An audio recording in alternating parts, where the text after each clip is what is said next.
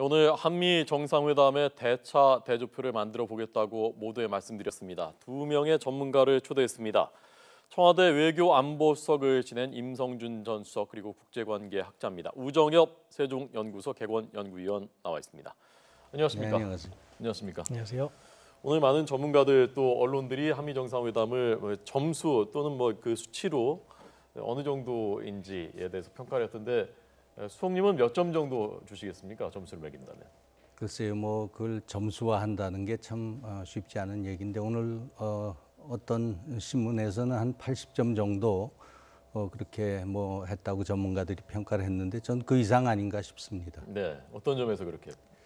네, 이번 정상회담은 어떤 그 특정한 목표를 세워서 정상회담을 진행한 것이 아니라 한미 양국의 지금 그 두 분 대통령이 다 새 대통령입니다. 네, 약 4개월 차를 두고 취임을 하셨는데 그래서 이 한미 동맹을 이제 우리가 하는 두 나라 사이에서 이 두 분 대통령은 앞으로도 자주 만나시고 그러할 이제 서로 일을 많이 해야 할 두 분이시죠. 그래서 첫 번째 정상회담을 어떻게 하느냐가 향후 앞으로 4, 5년간을 상당히 그 가늠하는 중요한 그 모임이었는데 두 분이 무난하게 출발을 하셨기 때문에 어떤 그 목표를 이룬다 이런 걸 떠나서 두 분이 그 케미스트리가 맞다 트럼프 대통령이 이렇게 좀 설명을 했듯이 네.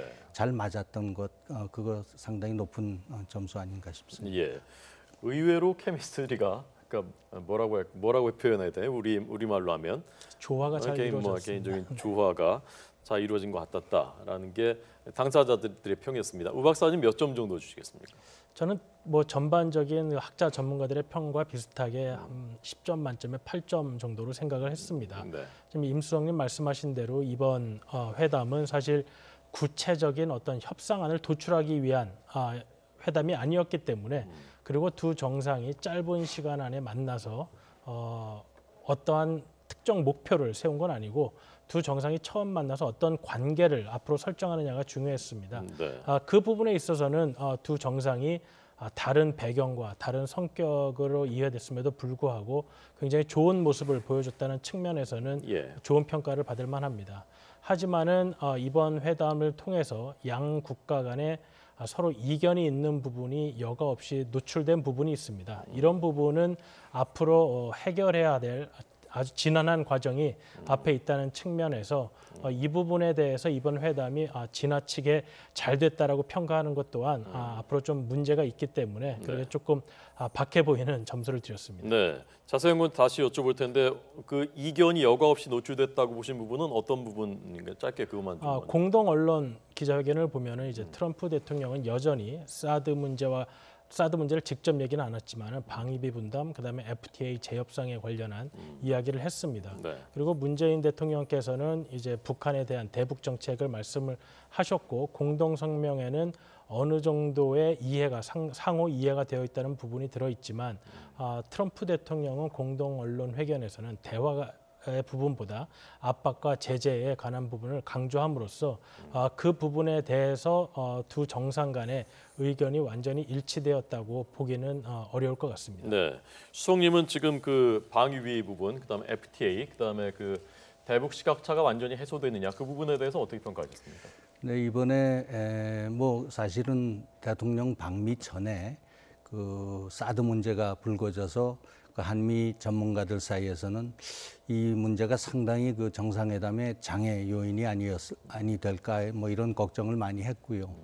그다음에 이제 그 역시 이 문재인 정부와 트럼프 정부의 어떤 그 대북 시각이 다른 것은 틀림없는데 우리 대통령의 특보이신 그 문정인 박사가 이제 사전 방미를 해서 정부와 사전 조율은 없었다고 했는데 핵 미사일 실험의 중단과 미국의 우리 굉장히 그 핵 미사일을 억제하는 데 중요한 한미 공동 훈련을 같이 중단하자는 뭐 이런 그 제의 등이 오가서 이게 한미 정상회담 상당히 어려워지는 거 아닌가 그런 우려가 많았습니다만은 예. 뭐 그런 것이 그렇게 돌출되지 않았고 예. 큰 틀에서 핵 미사일 대북 정책 뭐 이런 면에서 큰 틀의 합의는 있었던 것 같고요. 지금 우 박사 말씀하신 대로 앞으로 이제 이 강론에 들어가서는 뭐 여러 가지 이 문제에 부닥칠 소지가 많이 있죠. 그 수석님이 보시기에는 이번에 우리가 얻은 제일 큰 성과는 어떤 것이고 미국이 얻은 제일 큰 성과는 어떤 것이라고 보셨습니까? 뭐 저희는 아까도 우 박사 얘기했듯이 두 분의 그 과거의 배경이나 또 이 정치적인 노선이나 또 스타일 이런 게 뭐 상당히 다른 분이었는데 이 두 분이 개인적인 그 신뢰관계, 한미 동맹을 앞으로 이끌어갈 양 대통령의 어떤 신뢰관계가 개인적인 차원에서 이제 구축이 되었다는 건 뭐 큰 우리가 얻은 소득이라고 볼 수 있고요. 네. 미국 트럼프 대통령은 이제 이번에 우리 문 대통령께서 한반도 문제에 대해서 우리가 좀 주도적으로 해야 되겠다라는 데 대한 그 양해를 이제 해주고 뭐 선거 때부터 쭉 그 트럼프 대통령이 얘기했던 그 보호무역 이제 결국 한미 FTA가 이게 너무 일방적이었다 뭐 이런 거를 그냥 계속 주장을 했었기 때문에 양쪽이 뭐 주고받아서 뭐 서로 이익이 됐다 뭐 우리가 더 이익이다 미국이 더 이익이다 이렇게 여긴 어려운 상황 아닌가 그렇게 싶습니다. 네. 자, 그러면 한미 공동 성명을 통해서 지금 그 제일 중요한 부분이라고 평가되는 한반도에서의 우리 정부의 주도권 문제, 그다음에 미국이 강조했었던 그 공정한 이른바 공정한 무역 그것이 어떻게 표현되어 있었는지 먼저 문안을 좀 먼저 시청자 여러분들께 다시 보여드리도록 하겠습니다. 자, 한미 공동 성명 북한의 대화 복귀를 목표로 해서 최대 압박을 가하기 위해서 기존의 제재를 충실하게 이행하면서 새로운 조치들을 시행한다라는 내용이 포함되어 있고요. 올바른 여건, 영어로 하면 right conditions 이렇게 되어 있다고요. 예, 이 아래서 북한의 대화의 문이 열려 있다는 점을 강조했다. 두 정상이 이렇게 되어 있습니다. 또 트럼프 대통령은 한반도 평화통일 환경을 조성하는 데 있어서 한국의 주도적인 역할을 지지한다라는 대목이 있고요. 그 뒤에 조금 더 가보면은 인도주의적 사안을 포함한 문제들에 대한 남북 대화를 재개하려는 문 대통령의 열망을 지지한다라는 대목도 포함되어 있습니다. 자, 이 부분이 이제 그 미국 쪽이 공을 들인 무역 부분인데요. 두 나라 간 상호 혜택과 공정한 대우를 창출하며 확대되고 균형된 무역을 증진한다. 공정한 균형된 이런 부분이 아마 트럼프 대통령이 강조하고 싶었던 부분인 것 같고요. 또 역시 철강 같은 원자재 세계적인 과잉 설비 무역에 대한 비관세 장벽 축소 노력 등 공정한 경쟁 조건을 증진시킨다.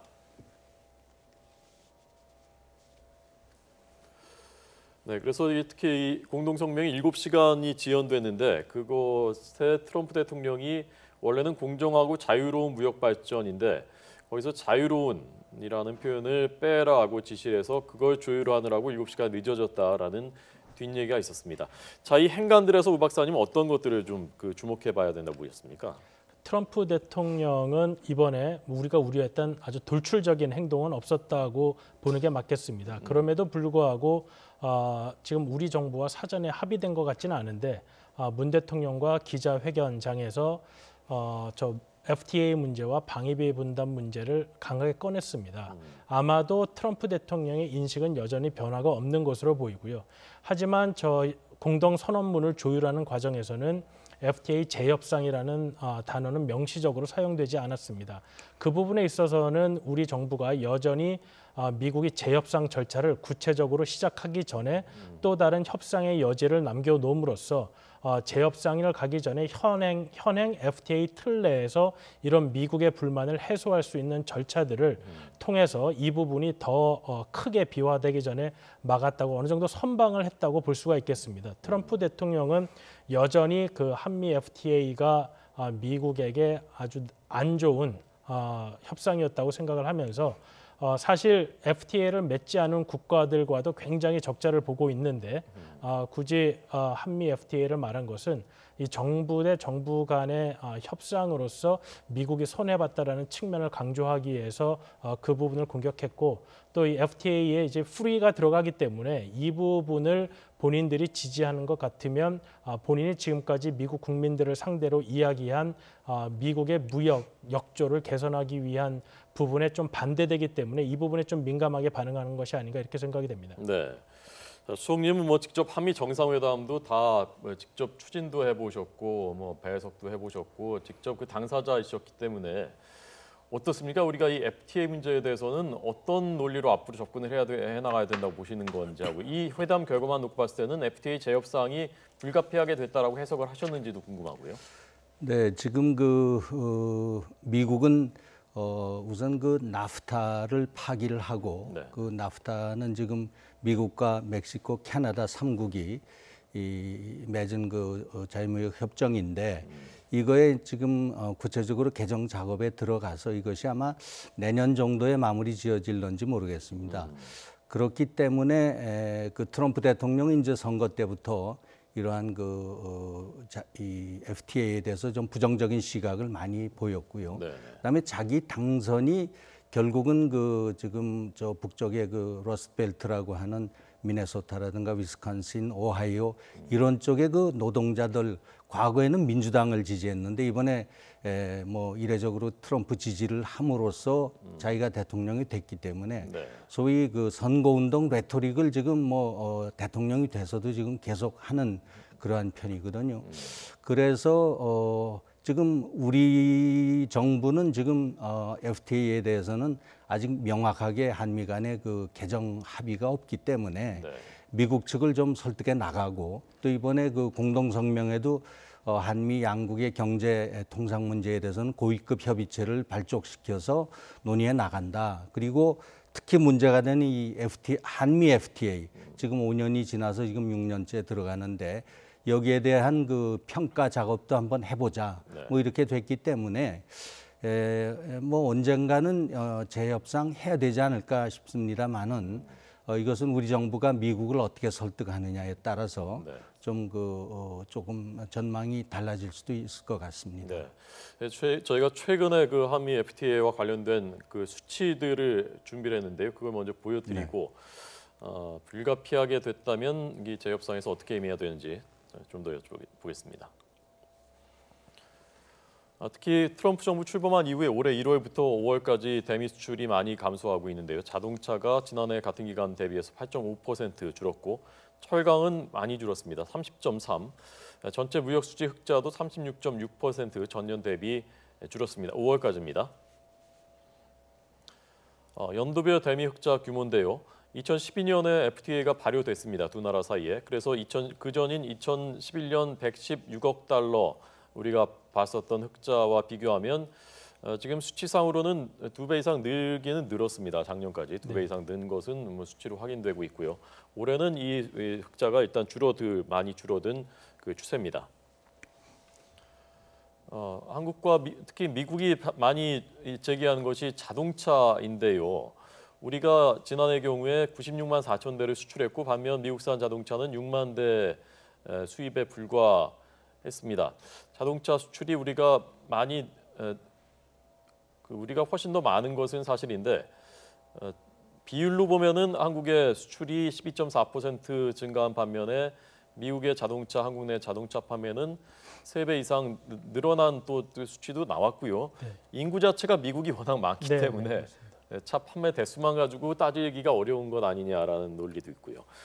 자, 먼저 수석님이 만약에 협상장에 나가신다면 FTA 재협상장에 나가신다면 어떤 논리를 전개해 어떻게 설득을 하시겠습니까? 네, 그러니까 이 통계라는 건 결국 이제 교역의 통계 또 물론 서비스상의 여러 가지 통계로 잡히지만은 이 숫자적으로 얘기할 수 없는 한미 양국 간의 어떤 교역으로 인한 공통의 이익 이것이 지금 균형되고 있다라는 점을 지금 좀 강조를 해서 네. 지금 이번에 우리 이 대통령 방미시에 50명 이상의 그 한국의 중요 기업의 이제 장들이 수행을 해서 지금 대미 이 투자 계획을 발표를 했고요. 네. 이런 것은 또 이 교역으로 얻는 그 일자리보다 이 투자로 해서 얻는 일자리가 이제 더 많을 수 있고 하니까 지금 트럼프 대통령 신경 쓰는 거 보니까 일자리 창출이거든요. 그래서 이 한국 기업의 대미 투자가 많은 일자리 가져올 수 있다.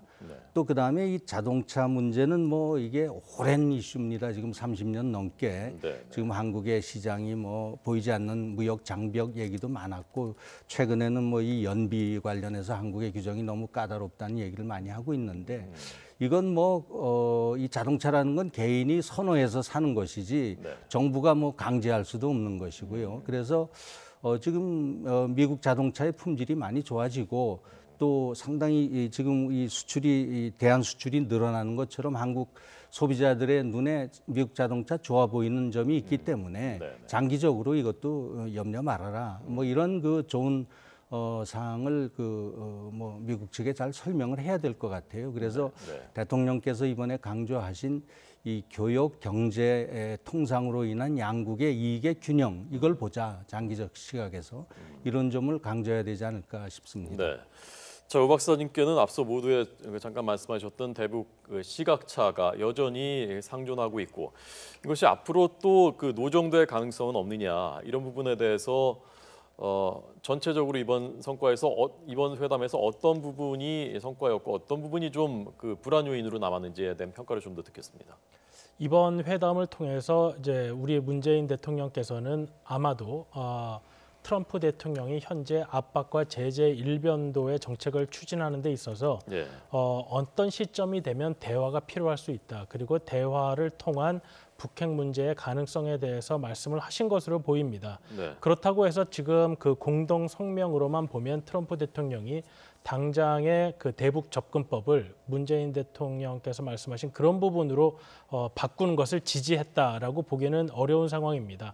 아까도 봤지만은 올바른 여건이 된다면 대화할 수 있다라는 점을 강조했고 그것은 다시 말하면은 미국 쪽 시각에서는 현재의 북한의 행태를 봤을 때는 올바른 여건이 되기가 어렵다는 쪽에 상당히 무게가 실려 있습니다. 네, 네. 그렇기 때문에 그런 미국의 인식을 배경으로 했을 때 네. 우리가 이번 회담을 계기로 미국이 우리를 이해해 줬으니 정책을 좀 더 빠르게 대화 쪽으로 무게 중심을 옮길 수도 있겠다라고 생각을 한다면 이번에 좋은 회담의 성과가 그런 강론에 있어서 양국 간의 차이가 노정됨으로써 이견이 노출되고 결국에는 한미 간의 대북 정책 공조에도 문제를 일으킬 수 있다라고 생각할 수 있습니다.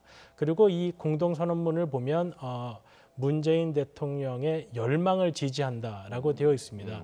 그러니까 굳이 정책이란 말을 쓰지 않고 한국의 대북 정책 변화를 지지하지 않고 문재인 대통령의 열망을 지지한다라는 표현을 쓴 것은 네, 그 나름대로 의미가 있어 보이고 또 그 열망에 대한 것도 인도주의적 사안에 한정을 하고 있습니다. 그렇기 때문에 여전히 문재인 대통령께서 후보 시절 언급했던 금강산이나 개성공단 사업과 같이 북한에게 현금이 들어가는 이런 사업들에 대해서는 여전히 미국이 굉장히 우려를 가지고 있고 만약에 그런 부분이 우리 정부 쪽에서 정책화돼서 시도가 된다면 그런 부분에서는 심각한 갈등이 제기될 가능성이 높습니다. 네. 임수성님은 지금 그 우 박사님이 제기하신 열망을 지지한다라는 표현, 그다음에 그 대화 남북 대화에 있어서도 인도주의적 사안을 비롯한이라는 그 앞에 전제를 단 그 부분은 어떻게 해석하셨습니까? 네, 우리 문재인 대통령 정부는 이제 결국은 과거 김대중 대통령의 햇볕 정책 또 노무현 대통령의 이제 대북 화해 협력 정책 아마 이러한 그 노선을 이제 계승을 해서 지금 그 북한의 그 핵 미사일 개발로 꽉 막혀 있는 남북 그러한 관계 또 그로 인해서 지금 이 한반도 전체의 냉전 체제 이거를 좀 풀어봐야 되겠다. 그런 그 열망이 뭐 강렬했고요. 아마 이번 정상회담의 상당 부분 이런 부분에 대해서 트럼프 대통령의 이해를 얻기 위해서 아마 설명을 많이 하셨을 것 같습니다.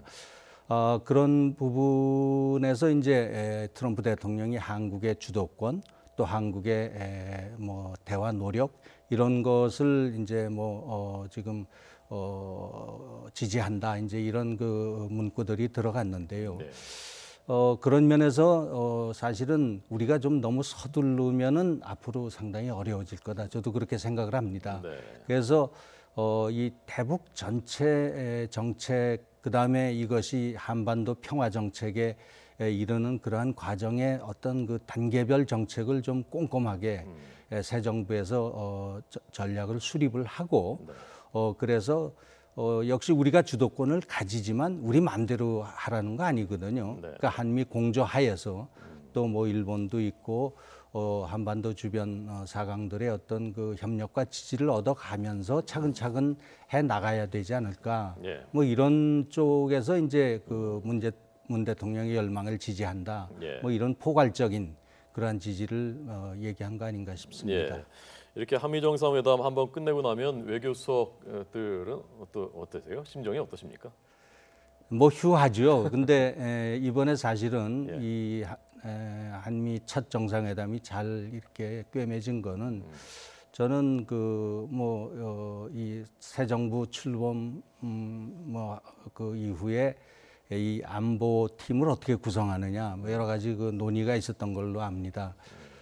특히 그 정책 안보 실장을 뭐 군 출신으로 해서 안보 전문가를 앉히느냐, 네, 네. 또 외교 전문가를 앉히느냐, 또 그다음에 이제 강경화 외교 장관은 뭐 여러 가지 논란이 있었는데 저는 대통령께서 좋은 그 선택을 하셨다고 봅니다. 그래서 외교 전문가들이 이번에 주도적인 역할을 했고 네. 또 한미 그 외교 당국이 이 사전에 치밀한 그러한 준비를 했기 때문에 이런 결과가 얻어진 거 아니냐. 예. 뭐 그런 생각을 해봅니다. 네. 자, 오늘 한미 정상회담 결과에 대한 임성준 전 청와대 외교안보수석, 우정엽 세종연구소 개관연구위원회 평가와 해석 들었습니다. 고맙습니다. 감사합니다. 감사합니다.